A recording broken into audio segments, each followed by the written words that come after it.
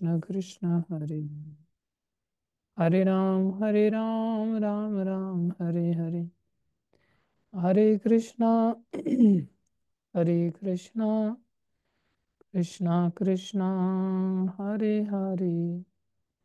हरे राम राम राम हरे हरे। निताई गौर हरि बोल। हरि बोल। हरि बोल। हरि बोल। जय जय प्रभुपाद। प्रभुपाद। प्रभुपाद। प्रभुपाद। जय जय गुरुदेव। गुरुदेव। गुरुदेव। गुरुदेव। बोलो हरि नाम संकीर्तन महायज्ञ की जय। हरे कृष्ण महामंत्र की जय। श्री श्री राधा कांत भगवान की जय। श्री श्री गौर निताई पंच तत्व की जय। श्री श्री प्रहलाद नरसिंहदेव भगवान की जय। श्री श्री षडगोस्वामी गण की जय। श्रील गुरु परंपरा की जय। जगत गुरु श्रील प्रभुपाद की जय। श्री गुरु महाराज की जय। अनंत कोटि वैष्णव वृंद की जय। आप सब भक्तों की जय। ओम ज्ञानम तिमिरन्धस्य ज्ञानंजन शलाकया चक्षुरुन्मीलितं येन तस्मै श्रीगुरुवे नमः। श्रीचैतन्यमनोभीष्टं स्थापितं येन भूतले स्वयं रूपकदा मह्यं ददाति स्वपदान्तिकम्। वन्देऽहं श्रीगुरुं श्रीयुतापदकमलं श्रीगुरुन् वैष्णवांश्च श्रीरूपं साग्रजातं सहगणा रघुनाथान्वितं तं सजीवं साद्वैतं सावधूतं परिजनसहितं कृष्णचैतन्यदेवं श्रीराधाकृष्णपदां सहगण ललिता श्रीविशाखान्वितांश्च।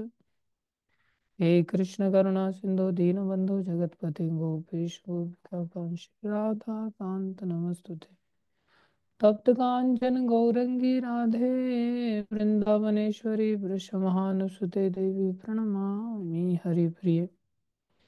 वाञ्छाकल्पतरुभ्यश्च कृपा सिन्धुभ्यश्च पतितां पावनेभ्यो वैष्णवेभ्यो नमो नमः।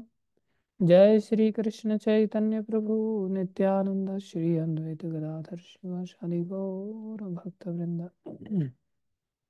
हरे कृष्ण कृष्ण कृष्ण हरे हरे। हरे राम राम राम हरे हरे। हरे कृष्ण कृष्ण कृष्ण हरे हरे। हरे राम राम राम हरे हरे। हरे कृष्ण कृष्ण कृष्ण हरे हरे। हरे राम राम राम हरे हरे। पूर्वे गौरचंद्राय राधिकाय तदालये कृष्णाय कृष्ण भक्ताय तद्भक्ताय नमो नमः।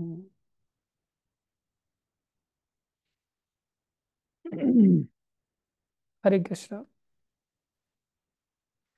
सभी का स्वागत है। अभिनंदन है। गुरु वैष्णवों की दया से हम लोग चैतन्य शिक्षाष्टकम के अंतर्गत चर्चा कर रहे थे और आप लोगों को उसके सारे बिंदु आशा करते हैं याद भी होंगे। हम कई सारे श्लोकों में आगे बढ़ चुके हैं और बहुत सारी क्लासेस हो चुकी हैं। और जब हम नहीं आते तो आप लोग रिकॉर्डेड क्लासेस सुनते हैं तो निश्चित रूप से आप लोगों का रिवीजन अच्छा खासा होता होगा। इसलिए हम आगे ही बढ़ते हैं। चेतो दर्पणमार्जनं भवमहादावाग्नि निर्वापनम् श्रेयः कैरवचन्द्रिका वितरणं विद्यावधू जीवनम् आनन्दामम्बुधिवर्धनं प्रतिपदं पूर्णामृतास्वादनं सर्वात्मसमर्पणं परं विजयते श्रीकृष्ण संकीर्तनम। देखो,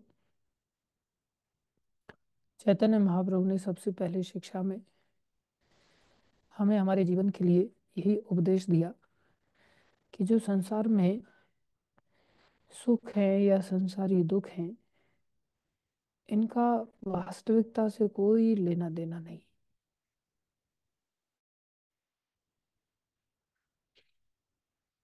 ये सब बहुत थोड़ी देर के सुख हैं और बहुत थोड़ी देर के दुख हैं। आज हम दिल्ली से आ रहे थे, तो हमारे साथ में कपिल मुनि जी गाड़ी चला रहे थे। तो गाड़ी में हम थोड़े नींद आ गई तो सपना देखने लग गए। सपने में क्या देख रहे हैं? कार से ऊपर उठ करके अभी हम बढ़िया सी बस में सफर कर रहे हैं। गाड़ी है लेकिन गाड़ी चेंज हो गई। पलक झपकते ही गाड़ी चेंज हो गई और बढ़िया गाड़ी, एकदम बड़ी बस। उसमें आगे हम बैठे हुए हैं और गाड़ी का ड्राइवर भी चेंज हो गया। गाड़ी को चला रहे हैं हमारे लाला विनोद प्रभु। तो वो गाड़ी चला रहे हैं, हम उनके पास में बैठे हुए हैं। और जस्ट हमारे पीछे आराधिका माता बैठी हुई हैं और फिर बाकी पूरी बस में स्नेहा माता, ये सब लोग बैठे हुए हैं। जो जो अपना इमेजिन कर सकते हैं, जिन जिन को मैं देख रहा हूँ, सब लोग अंदर ही बैठे थे गाड़ी में। बस में बैठे थे, हम कहीं यात्रा करने के लिए जाते। कितनी खुशी मिल रही होगी ना आप लोगों को सुन करके। अच्छा, मैं भी था, मैं भी था। तो सब लोग बैठे हुए हैं और हमारे विनोद प्रभु चला रहे हैं, लेकिन बड़ी स्पीड में गाड़ी चला, बस चला रहे हैं। थोड़ा सीन में चेंज आएगा। अभी आप लोग एहसास करेंगे कि मैं क्यों बैठा था वहाँ। इतना क्षण क्षण में जीवन बदलता है ना। तो हम चल रहे हैं, तो सामने पुलिस वालों के बैरिगेटिंग आते हैं लगे हुए। उनको दिखाई नहीं देते, लेकिन गाड़ी इतनी तेज चल रही है। मैं उनको कह रहा हूँ, भैया इतना तेज क्यों चला रहे हो, कम से कम थोड़ा धीरे चलाओ, कंट्रोल करते आए। तो कुछ फिक्स रहते हैं, कुछ जगह पे वो खोलने बंद करने का सिस्टम रखते हैं। तो वो इतना तेज चला रहे हैं कि उनको अब कुछ सूझ ही नहीं रहा है। तो जहाँ खोलने बंद करने वाला रहता है वहां पर गाड़ी को टर्न करते हैं, बस को, और उसको तोड़ते हुए आगे निकल जाते हैं। फिर हाँ प्रभु जी चलाता हूँ, धीरे चलाता हूँ, ऐसे बोल बोल करके कम से कम 8-10 बैरिगेटिंग पुलिस वालों की वो तोड़ते हुए चले जाते हैं। मेरे को टेंशन हो रहा है। मैं उनको कह रहा हूँ बंद करो यार, मैं गाड़ी चलाऊंगा, आप साइड में हो जाओ फटाफट। लेकिन उन्होंने फिर बंद ही नहीं किया। फिर मैंने एक हाथ बढ़ा करके गियर चेंज कर दिया, गियर को न्यूट्रल में कर दिया, साइड में बैठे बैठे ही। अच्छा, गियर न्यूट्रल में हो गया तो गाड़ी और तेज चल रही है, ब्रेक फेल हो गया अब उसके। तो रास्ते में भैंस आ गई बहुत सारी। तो फिर वो भैंसों को बचाने के चक्कर में छोटी सी वहां उन्होंने दी, और इतनी तेज बस चल रही है। अब मैं घबरा रहा हूँ कि बेचारी भैंसें मरेंगी या फिर हम लोग, बस पलट जाएगी तो स्नेहा भी चली जाएंगी और कई सारी माताओं, फिर पता नहीं क्या होगा। तो मैं देख रहा हूँ ऐसा सारा कुछ। तो अभी इतनी देर में आगे वो गेहूं निकालने वाली मशीन खड़ी हो गई। भैंसों को तो बचा के जैसे तैसे करके लाला विनोद जी हमारे और आगे बढ़ गए, लेकिन बस कंट्रोल में नहीं आ रही उनको। अब सारे सड़क के किनारे जितने भी किसान हैं, सब चीख रहे हैं, चिल्ला रहे हैं, और मैं उस बस में बैठा हुआ हूँ। फिर एक मशीन में उन्होंने आखिर में उस बस को घुसा दिया, लेकिन गनीमत रही कि कोई मरा नहीं। फिर नीचे उतर के देखा तो बस में बहुत सारा नुकसान हो गया। इतनी देर में अचानक से नींद खुल गई। और जैसे ही नींद खुली तो गाड़ी में तो चल ही रहे थे, सिर्फ गाड़ी चेंज हो गई थी। फिर बड़ी गाड़ी से फिर छोटी गाड़ी में आ गए। लेकिन गनीमत थी कि कहीं ठुका ठुकी नहीं हुआ, कुछ नहीं। पास में देखा तो ड्राइवर भी फिर से चेंज हो गया। लाला विनोद चला रहे थे, फिर देखा कपिल मुनि जी चला रहे हैं। गाड़ी वही की वही है। पीछे मुड़ के देखा तो फल वगैरह सामान रखा हुआ था, सब माताएं, सारे भक्त लोग सब गायब हो गए उसमें से। तो मैं विचार कर रहा था कि कितना संसार में, जब एक क्षण पहले ही जब वो सपना देख रहे थे तो बिल्कुल ऐसा लग रहा था सब चौपट हो गया। अब तो इतनी कीमती बस भी बर्बाद कर दी विनोद प्रभु ने। और मैं बस मांग रहा था, लेकिन क्या करूं, अभी उन्होंने चलाने भी नहीं दिया, बस की ब्रेक फेल हो गई। पता नहीं क्या होगा। लेकिन आगे से हम याद रख सकते हैं, जब भी लाला विनोद जी चलाएंगे तो कोई बैठना नहीं। भविष्य में ऐसी कोई घटना घटित हो बाई चांस तो आप लोग ध्यान रखना, इसलिए मैंने ये घटना आपको सुनाया। दूसरा मैंने ये भी सुनाया कि संसार में ना हम सभी ऐसे ही एक सपने के जैसा ही सुख पाते हैं और सपने के जैसा ही दुख पाते हैं। जस्ट नींद गायब होते वो सब चीजें गायब हो गई और अंदर बड़ा सुकून मिला। और ऐसा लग रहा था कि चलो कोई झंझट नहीं है, कुछ भी नहीं है, ये सब सपना था। तो ये संसार में जो जीवन शैली है ना हमारी, जो हम जी रहे हैं अपने कर्मों के परिणाम स्वरूप, ये वास्तव में सपने जैसी ही है। इस जीवन शैली को हम न चाहते हुए भी बाध्य हो जाते हैं भोगने के लिए। मैंने थोड़ी सोचा था कि मैं ऐसा सपना देखूं। और मैंने अक्सर ऐसा अनुभव किया उस गाड़ी में बैठते, उस कार में बैठते, कि जैसे ही मैं बैठता हूँ, जैसे ही नींद आती है, तो अक्सर मेरी गाड़ी चेंज हो जाती है सपने में। और उस गाड़ी में हर बार एक्सीडेंट होता है, हर बार सपने में। और हर बार फिर मैं जागता हूँ तब पता चलता है कि ओहो ऐसा कुछ नहीं था, ये हर बार का ही ऐसा हो गया है। शायद भगवान कई बार ऐसी कृपा भी करते हैं कि पूर्व जन्म के कर्मों को सपने में भी भुगवा देते हैं। अभी हम भोग रहे हैं ये भी एक सपना ही है देखा जाए तो। कोई भी जीवन के सुख को भोग रहे हैं या कोई भी जीवन के दुख को भोग रहे हैं, ये सिर्फ और सिर्फ केवल सपना ही है। ये बात हमारे मन में हम बिठाते नहीं है और संसार के सपनों में बस खोए रहते हैं और भागते रहते हैं। दुख से भागते रहते हैं, कभी सुख से भागते रहते हैं। ये हमारा जीवन व्यतीत हो जाता है। इसलिए दिमाग में इस बात को हमें बिठाना चाहिए कि महाप्रभु ने जो शिक्षा दिया है, केवल 7 काम करने का लक्ष्य लेकर के हम संकीर्तन का आश्रय करें। और किसी चीज का आश्रय हम ना भी करें तो भी, न चाहते हुए भी हमारे जीवन में अगर सुख लिखा है तो वो आएगा, दुख लिखा है तो वो भी आएगा। जैसे न चाहते हुए भी सपना आ ही रहा है ना, और हर बार आ जाता है, और हर बार दुख का अनुभव होता है, और कभी सुख का अनुभव होता है। और सपना टूटते ही सुख दुख सब पिक्चर पूरी खत्म हो जाती है। लेकिन जीवन की वास्तविक जीवन जो हम वर्तमान में जी रहे हैं वो हमें सपने जैसा नहीं लगता, लेकिन शास्त्र से हमें लगने लग सकता है। शास्त्र हमारी आंखों को खोल सकता है, क्योंकि अभी हम अज्ञान की नींद में सब सो रहे हैं। इसलिए छोटी छोटी बातों पे एकदम से आंखों से आंसू टपका देते हैं। कम से कम इमोजी तो भेजने में एक्सपर्ट हो ही गए हम, आंसू टपकाने को लेकर के। एक बालक वो बार बार मेरे को इमोजी में ऐसा भेजे आंसू टपकाने वाला, और मैं बार बार उसको पुचकारने वाला इमोजी भेजूं, और वो बात बात पे रोने वाला और मेरे को पुचकारने वाला भेजना पड़े। तो मैं बोला बहुत जल्दी रोना आ जाता है। बोले हम जानते हैं कि आप पुचकार लेते हैं इसलिए रोना आ जाता है बार बार, आप सामने से पुचकारते हैं तो हमें अच्छा लगता है। अब ये इसे कहते हैं इमोशनल ब्लैकमेल। ये सब पाखंड वाला रोना है संसार में, जो प्राय लोग मुंह बनाते हैं रोते हैं। ये सब रोने धोने के लिए जीवन नहीं मिला है। जीवन हमारा एक ही लक्ष्य के लिए मिला है, जो महाप्रभु ने हमें शिक्षा दिया है। संसार की किसी भी बातों को लेकर के न रोना चाहिए न हंसना चाहिए। अगर रो रहे हैं और हंस रहे हैं, इसका मतलब सुख ठंडा लग रहा है और दुख गर्म लग रहा है। सूरदास जी कहते सुख सीरे दुख तातो, जगत में जीवन ही को जीवत ही को नातो। जब सुख ठंडा महसूस कर रहा है और दुख को गर्मी के रूप में ले रहा है, तो इसका मतलब चित्त में समता कहाँ है? वो तो सपने में घुस गया। ये संसार सपना ही तो है।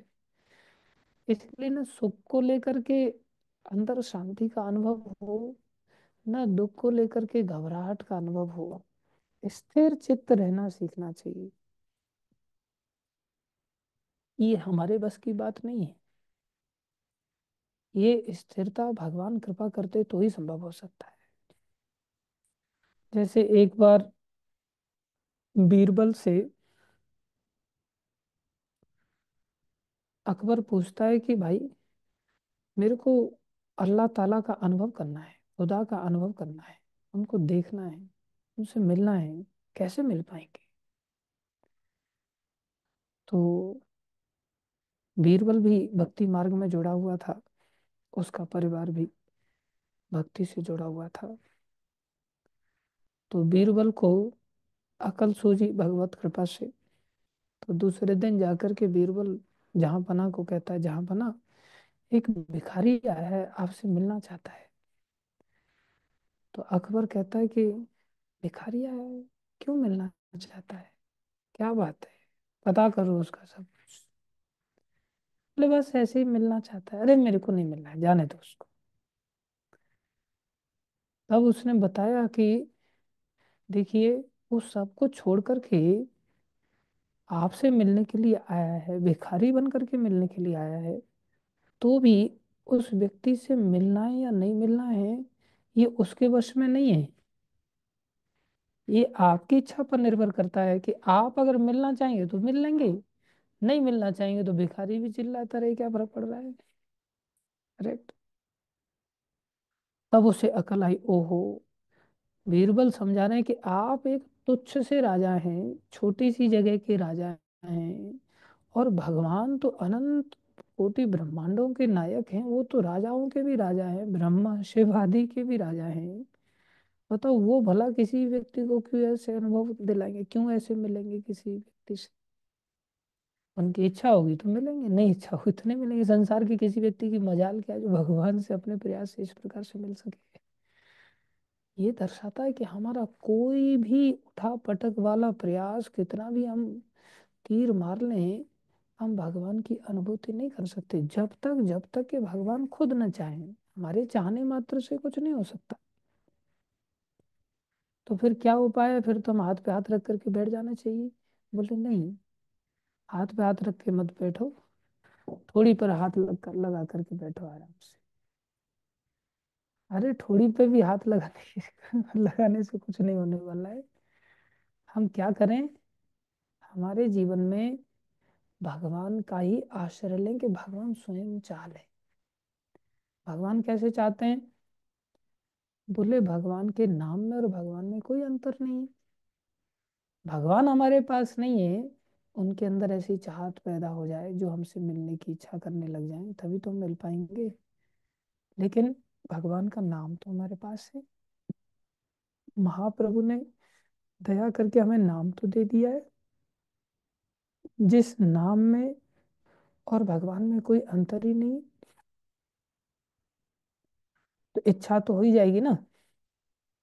अभी जैसे आ, एक पत्नी अपने पति से कहती है कि आपका किसी के साथ चक्कर पक्कर तो नहीं चालू है। तो पति गंगा आदि की सब सौगंध खा करके बोलता कोई चक्कर नहीं चालू है मेरा। तो पत्नी क्या करती है, किसी फेक लड़की का डीपी बनाती है इंस्टाग्राम पर, और आईडी बनाती है, और आईडी बना करके उसको चैटिंग करने लगती है, उसको फ्रेंड रिक्वेस्ट भेजती है। आप लोग ऐसा मत करना, मैं एक घटना को बता रहा हूँ कि ऐसा हुआ। तो उसने तुरंत फ्रेंड रिक्वेस्ट को स्वीकार कर लिया और फिर वो उसके साथ चैटिंग करने लग गया वो। अब धीरे धीरे धीरे धीरे महीना बीता, 2 महीना बीता, उसकी पत्नी ही है जो उसके साथ सीधा चैटिंग कर रही है दूसरी लड़की बन करके। और 2-3 महीने में तो इतना पागल हो गया उसके पीछे बेचारा, चैटिंग करते करते करते करते। पत्नी उसको बार बार पूछे, आप बड़े उदास रहते हैं, कोई तो टेंशन तो नहीं, कोई दिक्कत तो नहीं। वो बेचारा छुपाने का प्रयास करे, लेकिन कितना छुपाता आखिरकार। उसको पता ही नहीं था कि फेक आईडी वाली उसी की बीवी है।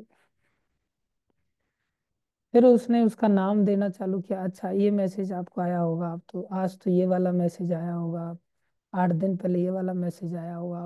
उससे तो एकदम से घबरा गया, इसको कैसे सब कुछ पता चल गया। क्योंकि जब बात मिलने पर आ गई कि चलो अब मिलते हैं हम लोग, तब उसने उस चीज को उजागर करना पड़ा। जब उजागर करना पड़ा तो पता चला ये उसी की बीवी है। हालांकि उसका अपनी बीवी से फिर प्रेम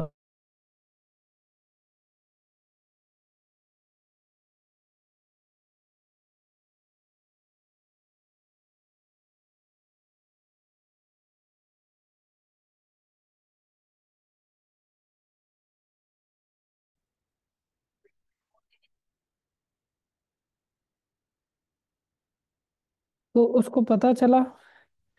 वो हैरान हो, कई बार क्या है ना, लोग आमने सामने इस प्रकार से भाव भरी बातें नहीं कर पाते। आजकल का जमाना इतना खराब हो गया है कि लोग मोबाइल पर चिपक करके बहुत बड़ी बड़ी बातें कर लेंगे, लेकिन सामने आने पर बातें उस प्रकार से नहीं कर पाते। तो उसको पता चला, अच्छा ये मेरी बीवी इतनी बड़ी बड़ी बातें, ये मेरी बीवी थी, इतना भाव भरी बातें करती थी, इतना पागल रहती थी, रात को 2-2 बजे तक मेरे से चैटिंग करती थी। तो एकदम से हैरान हो गया हो। समीर बहुत हंस रहा है हमारा, उसको लग रहा है, मेरे को लग रहा है कोई अनुभव तो नहीं भाई तेरा ऐसा।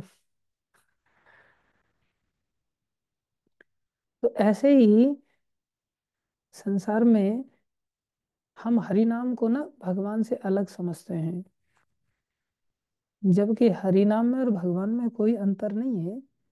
हरि नाम का साधन लेकर के हम जब आगे बढ़ते हैं तो ऐसा चलता है, ये हरि नाम से भगवान मिलेंगे हमें। हरि नाम अलग है और कृष्ण अलग हैं। और हरि नाम जपते जपते जपते जपते तब पता चलता है कि हरि नाम कोई और नहीं भैया, हरि नाम स्वयं श्री कृष्ण ही है। जैसे उसको पता चला ना, ये कोई और नहीं, मेरी बीवी है। हालांकि कोई दूसरा व्यक्ति हो सकता है, वो सिर पकड़ करके रोए, अरे वो तो इतनी सुंदर थी, तो मेरी बीवी वही आ गई सामने, फटे मुंह वाली, जैसी भी है, जो भी है। लेकिन उसको भावनाओं ने तो खींच ही लिया था। ऐसे ही भगवान का जब आश्रय व्यक्ति लेता है हरि नाम के माध्यम से, और हरि नाम को बहुत अच्छी तरह से जपता है ना, तो धीरे धीरे धीरे धीरे हरि नाम ही उसकी इस प्रबल इच्छा को समझ जाते हैं। क्योंकि ऐसा नहीं कि राजा वहां अंदर बैठे हुए हैं और बाहर भिखारी बन करके हम खड़े हैं। हरि नाम के प्रति हमारी अगर जैसी उत्कंठा आ जाए, तो हरि नाम में और भगवान में कोई भेद ही नहीं, तुमको पता चल जाता है। और हम उन्हीं के तो अंश हैं, कोई बाहर के भिखारी तो है नहीं। गीता में भगवान ने कहा, ममे वंशो जीव लोके जीव भूत सनातन। तो भगवान तो वैसे ही आतुर है हम सभी से मिलने के लिए। फिर भी भगवत इच्छा से ही कार्य होगा, हमारी इच्छा से कार्य नहीं होगा। और भगवत इच्छा हरिनाम के माध्यम से सहज हो जाती है। इसलिए हम हरिनाम का आश्रय लें। संसार के कर्मों को लेकर के ना खुद का सिर पकड़ना चाहिए, ना दूसरों का सिर पकड़ना चाहिए कि तेरी तो खोपड़ी फोड़ डालूंगा मैं, तेरी वजह से मेरे साथ ऐसा हो रहा है, ऐसा भी नहीं करना चाहिए।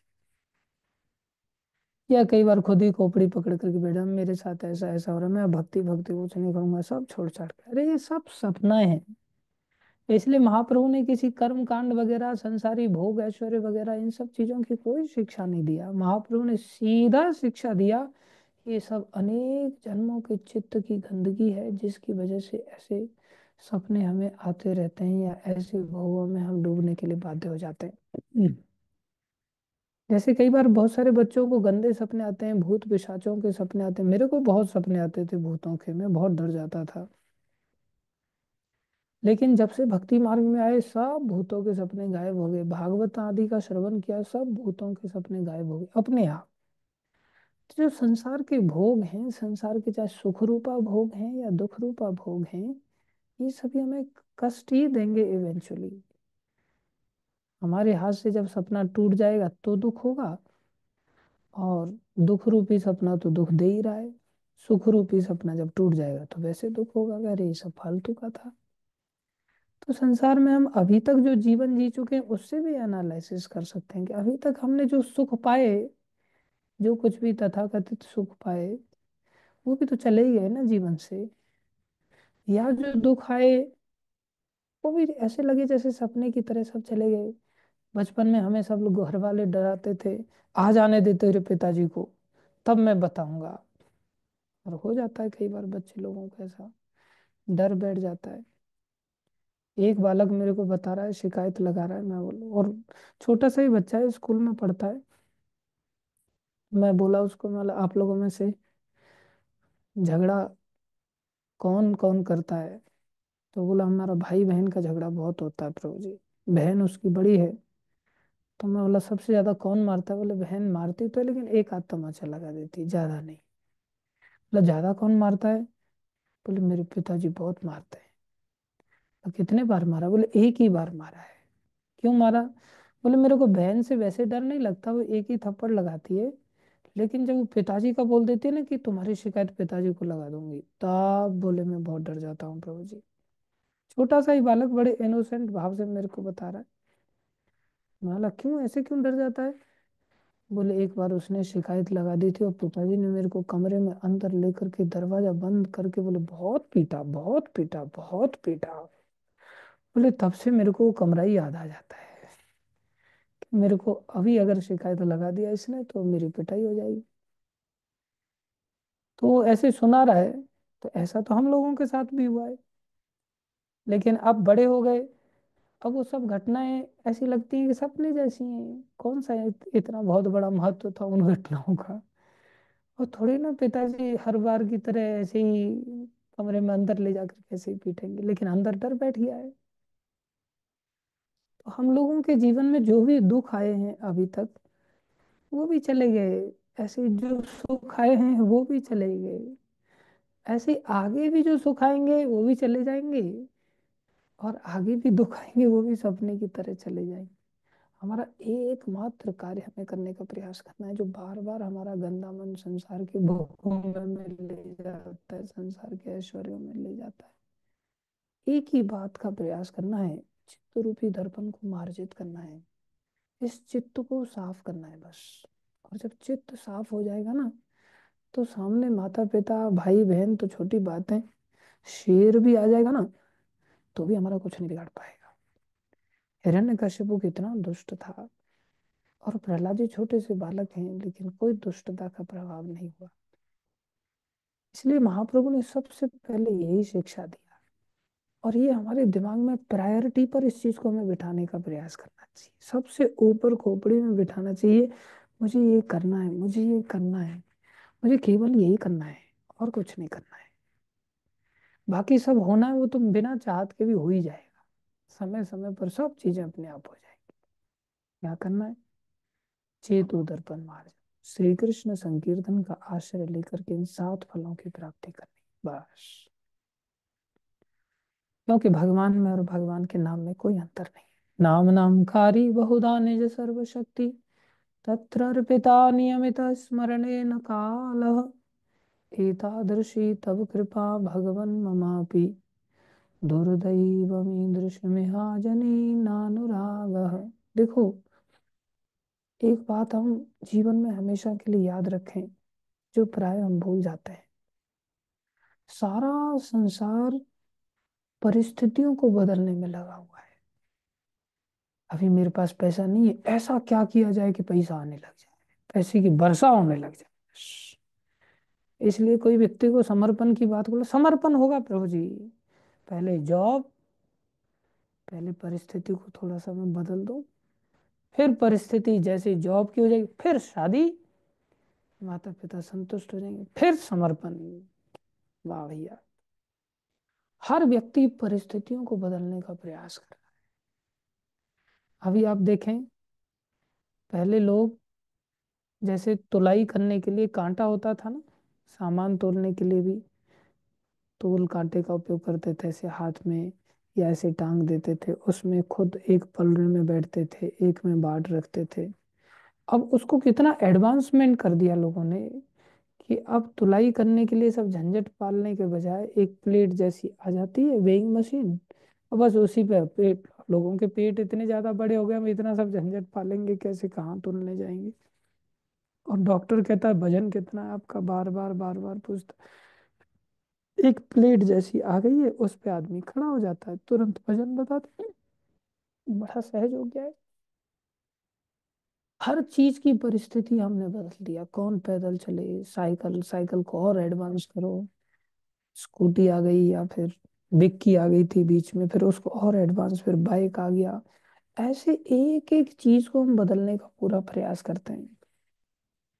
लेकिन इन सब चीजों को बदलने के बजाय, इन परिस्थितियों को बदलने के बजाय, नौकरी बदलने के बजाय, छोकरी बदलने के बजाय, सब हर व्यक्ति ये सोचता है ये बदल जाएगी ना बस समस्या खत्म हो जाएगी। गाड़ी बदलने के बजाय, मकान बदलने के बजाय, माता पिता बदलने के बजाय, ये सब चीजें बदलने के बजाय अगर खुद को बदलना चालू कर देना, तो सारी समस्याओं का समाधान हो जाएगा।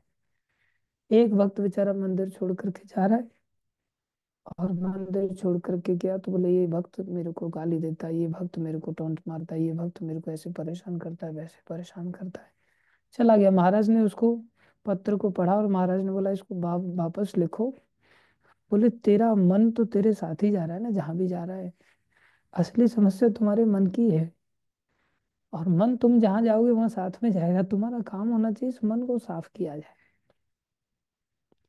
वैष्णव लोग कितना एकदम सीधा टारगेट करते हैं जहाँ मेन जड़ है। हम लोग मेन जड़ तक पहुंच ही नहीं पाते, हम लोग सोच ही नहीं पाते सबसे बड़ी समस्या हमारे अंदर है। हमें अपने आप को बदलना चाहिए। अपना आप बदल लिया तो फिर सारी परिस्थितियां ना भी बदले ना तो भी कोई फर्क नहीं पड़ने वाला है। अपने आप में क्या बदलना है? बोले चित्त को भगवान में लगा देना है बस। चेतो दर्पण मार्जन से ही होगा वो। इसलिए गीता में भगवान ने कहा भोग ऐश्वर्य प्रसक्ता नाम तया अपार्थ चेतसाम। सारा संसार बाई डिफॉल्ट लगा हुआ है किसमें? भोग और ऐश्वर्य में। और उनमें से कुछ लोग जो भक्ति करने के लिए निकले, मेरे जैसे लोग भी, तो हम भजन तो कर रहे हैं लेकिन चित्त में भगवान नहीं। चित्त अभी भी हमारा भोग और ऐश्वर्य में ही है, भक्ति करते हुए भी भोग और ऐश्वर्य में ही है। भोग मतलब पुरुष का स्त्री के प्रति आकर्षण, स्त्री का पुरुष के प्रति आकर्षण। ये चित्त में निरंतर माला जप रहे हैं लेकिन चित्त में निरंतर यही चलता रहता है। या ऐश्वर्य, पैसा कहाँ से आए, इसको कहते हैं हिरण्य कश्यपु मेंटेलिटी।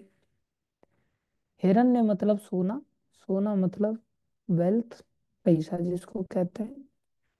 और कश्यपु मतलब सुंदर तकिया, बेड वगैरह बढ़िया फर्स्ट क्लास मिल जाए, डल्ला पिलो बेड वगैरह, सोफा वगैरह, ये सब चीजें जो भोग की ओर ले जाती हैं। हिरण्यकश्यपु का स्वभाव ही ऐसा था, पैसे के पीछे भागना और विषय भोगों के पीछे भागना। हमारे चित्त में हम अगर झांक करके देखेंगे ना तो यही गंदगी दिखाई देगी। कोई भी व्यक्ति पैसे का आश्रय नहीं छोड़ना चाहता, वो सोचता है पैसे के बिना मैं कैसे जीऊंगा।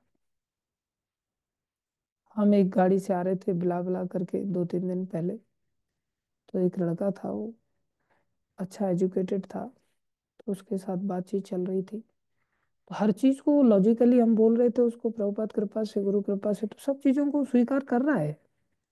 और वो कह रहा है हाँ प्रभु जी बिल्कुल ठीक कह रहे हैं आप, ठीक कह रहे हैं, ठीक कह रहे हैं। लेकिन जैसे ही उसको बताया कि ये सब भोग ऐश्वर्य से हमें बाहर आना चाहिए, और भोग की जब चर्चा हुई तो एकदम से बोला ऐसे कैसे हो सकता है प्रभु जी, ऐसा तो नहीं हो सकता, ऐसे कैसे जीवन जी सकते हैं। मतलब जीवन का आधार ही या तो भोग है या जीवन का आधार ही ऐश्वर्य है। केवल इसके बिना तो आदमी सोचता प्रैक्टिकली बोलो कुछ। ये सब इम्प्रैक्टिकल बातें हैं। नाम जप करके कैसे सब कुछ प्राप्त हो सकता है, संकीर्तन से कैसे जीवन जी सकते हैं। भगवान के अरे जब दांत नहीं थे तब भगवान ने दूध दिया, जब दांत दिए तो भगवान अन्न नहीं देंगे क्या? सब कुछ तो भगवान ही बना रहे हैं, भगवान ने ही सब कुछ दिया है। लेकिन कितना इम्प्रैक्टिकल लगता है ये सब चीज। भक्ति मार्ग में भी सब चीजें इम्प्रैक्टिकल लगती हैं। क्यों? हमारा चित्त में रात दिन भोग और ऐश्वर्य, जिसके कारण हमारा चित्त हरण हो गया। भोग ऐश्वर्य प्रसक्ता नाम दया अपहर्त चेतसाम व्यवसायत्मिका बुद्धि समाधौ न विधीयते। वो व्यक्ति का कभी भगवान में लीनता नहीं आ सकती, भगवान में चित्त नहीं लग सकता। हमारे साथ यही दशा है। इधर भगवान क्या कह रहे हैं? मेरे में चित्त को लगा दो। अनन्य चेता यो स्मरति मां नित्यशः। अनन्य भाव से मेरा ही चिंतन करो। तो भक्त हम कब माने जाएंगे? जब हमारा चित्त में श्री कृष्ण का चिंतन चालू हो जाए। जैसे वर्तमान में पैसे और भोगों का चिंतन चालू होता है, हिरण्यकश्यपु की तरह है हम। हिरण्यकश्यपु चाहते हैं प्रहलाद जी की तरह हमें दर्शन हो जाए, नहीं होंगे। प्रहलाद जी की तरह दर्शन करने के लिए तो हमें प्रहलाद जी जैसा भक्त बनना पड़ेगा, जो नारद जी की कृपा से जैसे वो बने, हरि नाम की कृपा से वो बने। ऐसे ही हमें भी ये लक्ष्य बना करके चलना पड़ेगा कि हमें चित्त में केवल भगवत चिंतन हो, वो भगवान का नाम ही करेगा। नाम का आश्रय ले, भगवान के नाम रूप गुण लीला धाम जन, ऐसे 6 चीजों का आश्रय लेके जब बढ़ेंगे, ये सब भगवान से अभिन्न है। किसी के साथ भी चैटिंग कर लो, आखिर में घूम करके भगवान ही मिलेंगे आपको। शक्ल अलग अलग है, लेकिन है वो भगवान ही।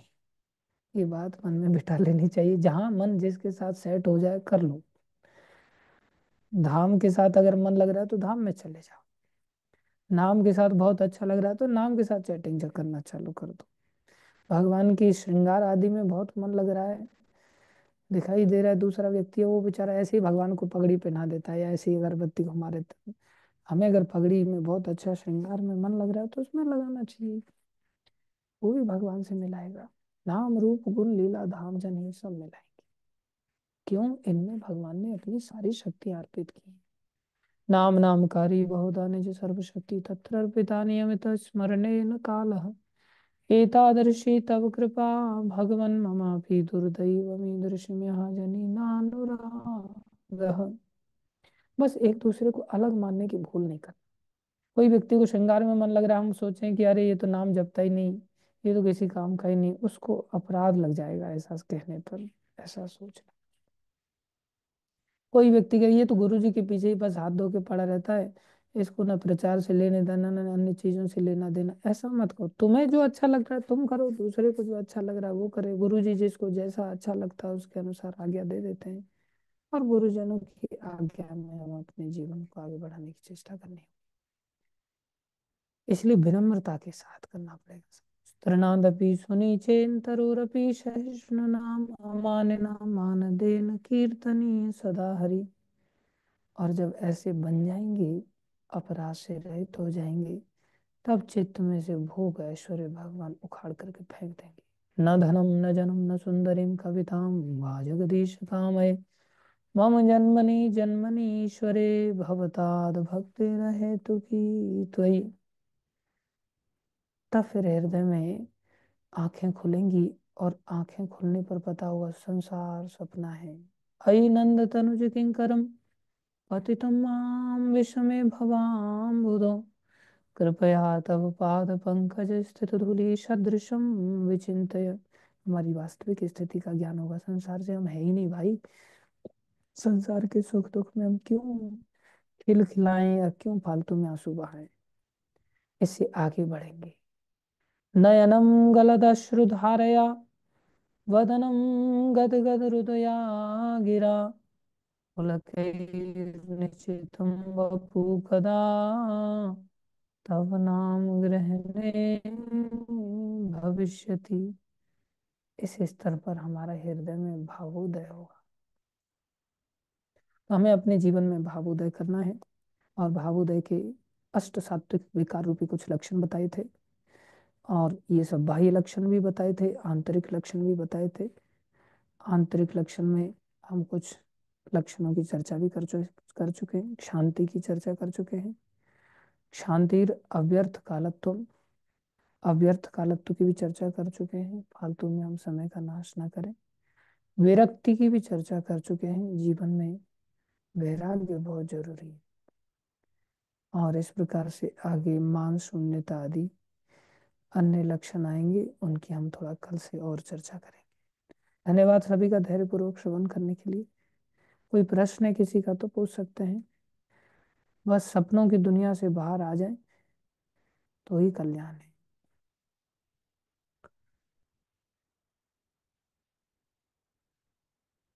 कोई प्रश्न है किसी का?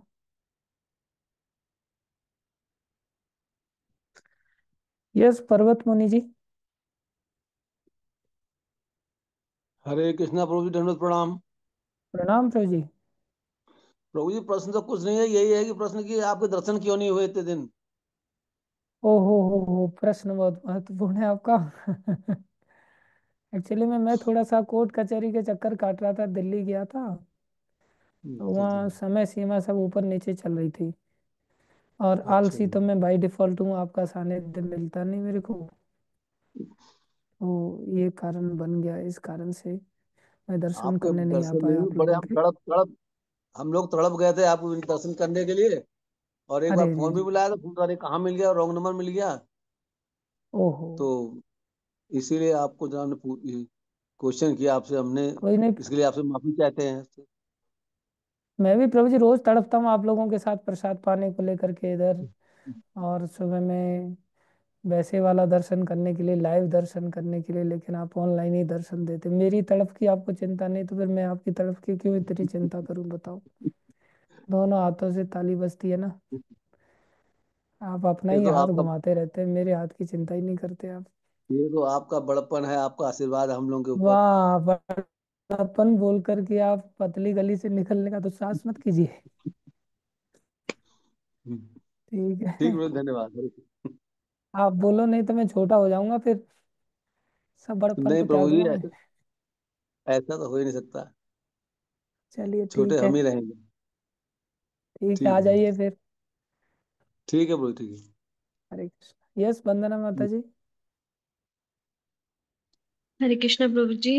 दंडवत हरे प्रणाम। कृष्ण। प्रभु प्रणाम जी, माता जी। ना जब हम भागवत पढ़ते हैं ना, मतलब उसमें आता है कि भक्ति महारानी मतलब इधर उधर अपने ज्ञान ज्ञान और वैराग्य पुत्र को लेके इधर उधर जाती है। और वो मतलब से वो अचेत हो चुके होते हैं। तो उसको फिर उस वक्त क्या होता है, उस वक्त उसमें आता है कि ये उनकी हालत इसलिए हुई होती है क्योंकि ज्ञान और वैराग्य की उपेक्षा की होती है। अब जी ज्ञान और वैराग्य की उपेक्षा कैसे होती है? हाँ, अभी जैसे आप सत्संग ना सुने तो ये ज्ञान की उपेक्षा है। और जी आपको बोला जाए मंदिर आ जाओ तो आप मंदिर आते नहीं तो ये वैराग्य की उपेक्षा है। जी तो इस प्रकार से जब कोई व्यक्ति गुरुजनों की बातों को नहीं सुनता और संसार में आसक्त बना रहता है तो वो ज्ञान वैराग्य की उपेक्षा कर रहा है। जी प्रभु जी। इस तरह से उपेक्षा करने से ज्ञान वैराग्य चले जाते हैं हृदय से। इसलिए जी कहा नित्यम भागवत सेवया, नित्य श्रवण करना बहुत जरूरी होता है। जी प्रभु जी। लेकिन जब मन मर्जी करते हैं तो फिर ऐसा उपेक्षा ही कर देते हैं। केवल मन का ध्यान करते हैं कि हमारा मन सेटिस्फाई होना चाहिए, मन जो कह रहा है वो करेंगे। मन कह रहा है 7:30 बजे उठने का तो 7:30 बजे उठेंगे। मन कह रहा है कि 11:30 बजे सोने का तो 11:30 बजे सोएंगे। और कोई पूछ ले कि 11:30 बजे क्यों सो रहे हो भैया, तो सॉरी सॉरी सॉरी सॉरी बोल देंगे बस।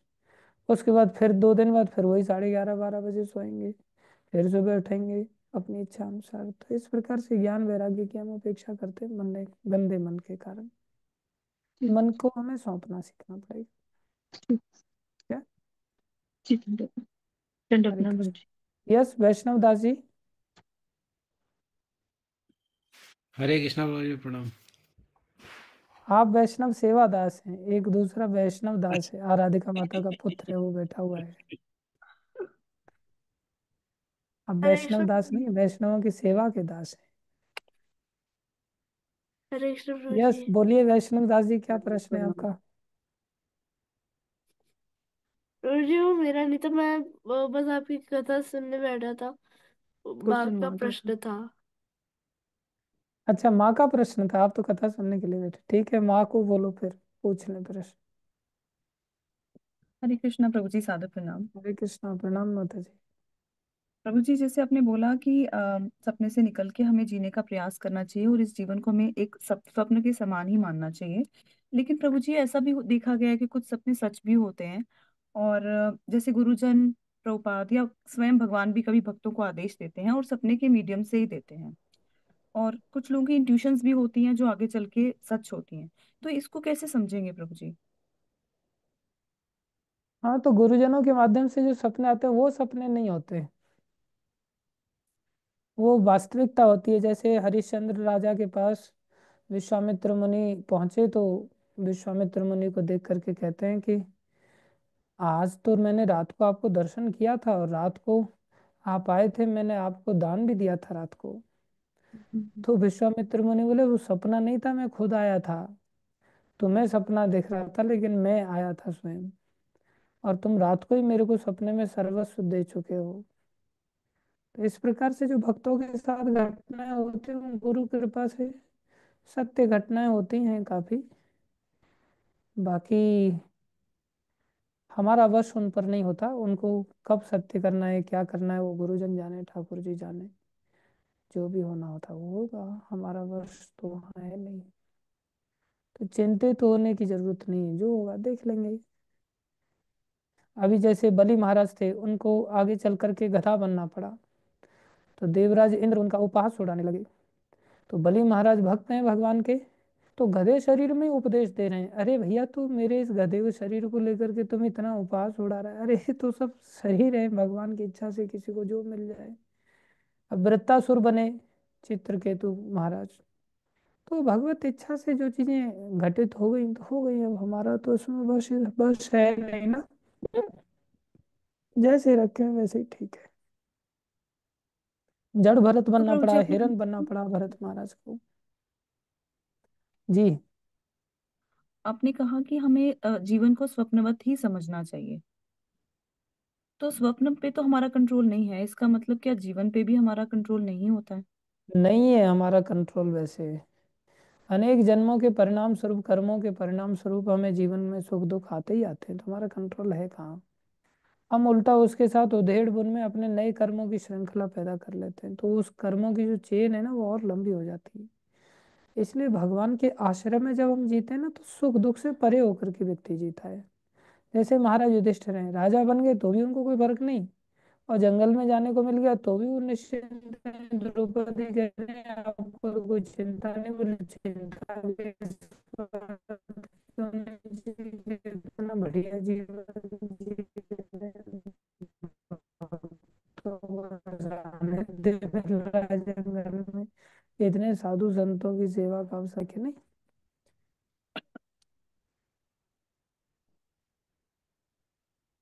ठीक है। जी प्रभु जी, thank you so much. Hare Krishna. Hare Krishna. Thank you. सब लोग विश्राम करो अभी जा करके, और सुबह सब मंगल आरती आ जाना इधर देहरादून में, हम अभी विराज रहे हैं, जो आ सकते हैं देहरादून आ जाए। ठीक है। हरे कृष्णा। प्रणाम सभी को।